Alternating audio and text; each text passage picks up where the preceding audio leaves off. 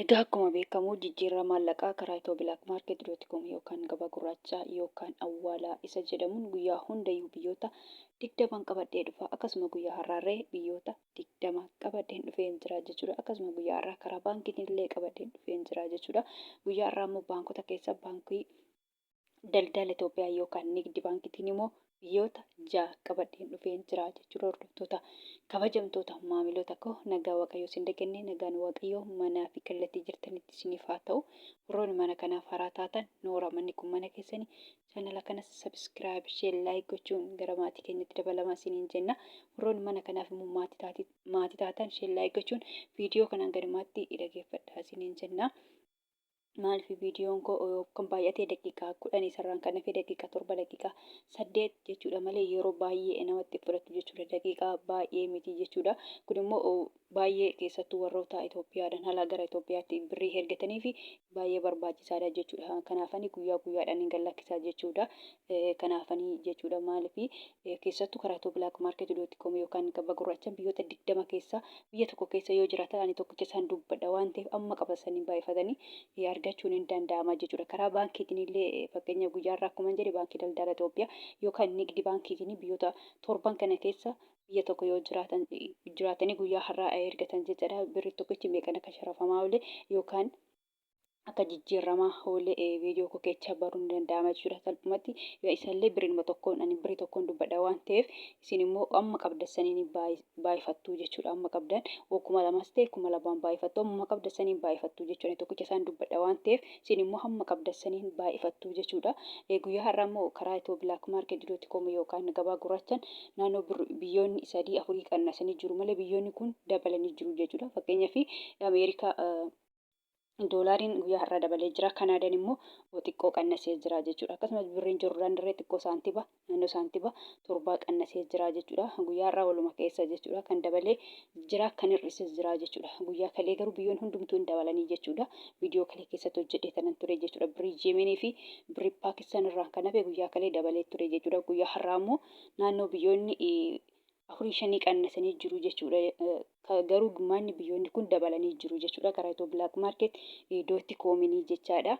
Akkuma beekamu kanaan qabadhee dhufe jechaadha. Guyyaa hundayyuu kanneen akka Ameerikaan doolaarii, Kanaadaan doolaarii, Awustiraaliyaa doolaarii, Kuweet diinaara, Duubaa dirhaama, Saawud Arabiyaa riyaala, Baareen diinaara, Joordaan diinaara, Ooman riyaala, Chaayinaa yuwaanii, paawundi sterlingii, yuuroo, turkii liiree fi kan kana fakkaatan qabadhee dhufee jira jechuudha. Akkasuma immoo karaa baankiitiin jechuudha. Akkuma beekamu guyyaa har'aa baankii daldala Itoophiyaa yookaan Nigdi baankiitiin immoo kanneen akka Ameerikaan doolaarii, Kanaadaan doolaarii, Duubaa dirhaama, Saawud Arabiyaa riyaala, paawundi sterlingii, yuuroo, Kuweet diinaaraa fi kan kana fakkaatan qabadhee dhufee jira jechuudha. Egaa amma salphumatti Ameerikaa doolaara irraa hin ka'a jechuudha. Guyyaa hundayyuu Ameerikaa doolaara irraa hin ka'a jechuudha. Ameerikaa doolaariin tokko guyyaa har'aa karaa Itoo Bilaak Maarket.com yookaan gabaa gurraachaan birrii 100 fi birrii 66 fi saantiba 54. Akkasuma immoo Ameerikaan doolaariin tokko guyyaa har'aa karaa baankiitiin baankii daldala Itoophiyaa yookaan Nigdi baankiitiin birrii 100 fi birrii 34 fi saantiba 44. Kan itti aanu Kanaadaadha. Kanaadaa doolaariin tokko karaa Itoo Bilaak Maarket.com yookaan gabaa gurraachaan birrii 100 fi birrii 20 fi saantiba 68. Akkasuma immoo Kanaadaa doolaariin tokko karaa baankiitiin baankii daldala Itoophiyaa yookaan Nigdi baankiitiin birrii 96 fi saantiba 26. Kan itti aanu Awustiraaliyaadha. Awustiraaliyaa doolaariin tokko karaa Itoo Bilaak Maarket.com yookaan gabaa gurraachaan birrii 100 fi birrii 8 fi saantiba 20.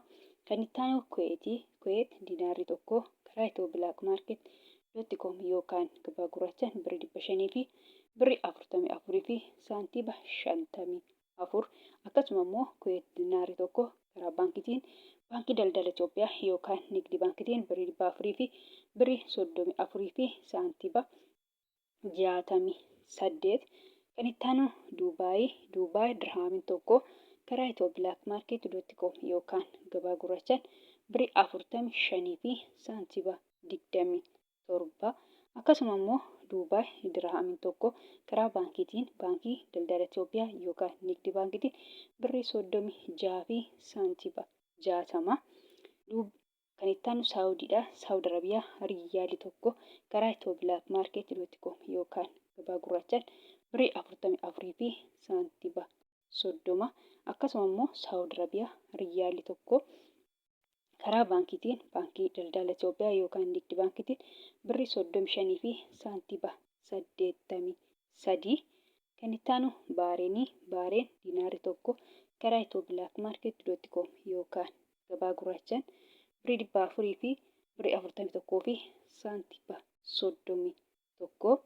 Joordaan diinaarii tokko karaa Itoo Bilaak Maarkeet.com yookaan gabaa gurraachaan birrii 200 fi birrii 34 fi saantiba 32.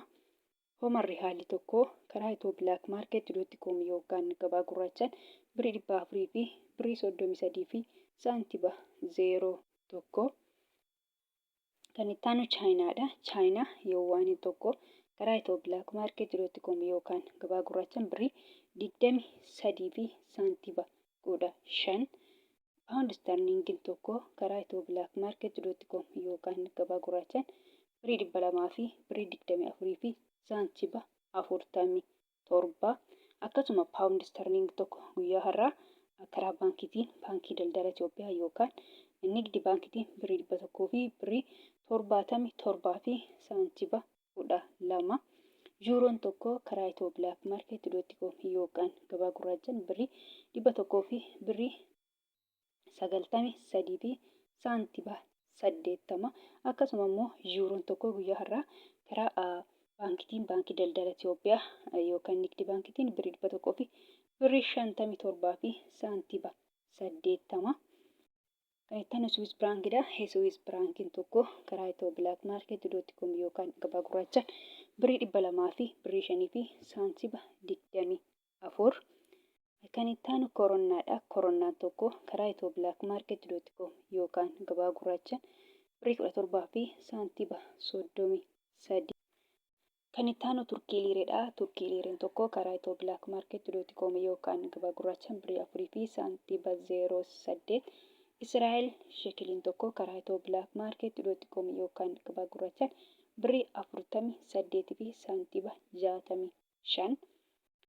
Kan itti aanu Ijipshaan Paawundiidha. Ijipshaan Paawundiin tokko karaa Itoo Bilaak Maarkeet.com yookaan gabaa gurraachaan birrii 3 fi saantiba 43. Yemen Rihaalii tokko karaa Itoo Bilaak Maarkeet.com yookaan gabaa gurraachaa 0 saantiba 69. Kan itti aanu Paakistaan ruupeen tokko karaa Itoo Bilaak Maarkeet.com yookaan gabaa gurraachaan 0 saantiba 58.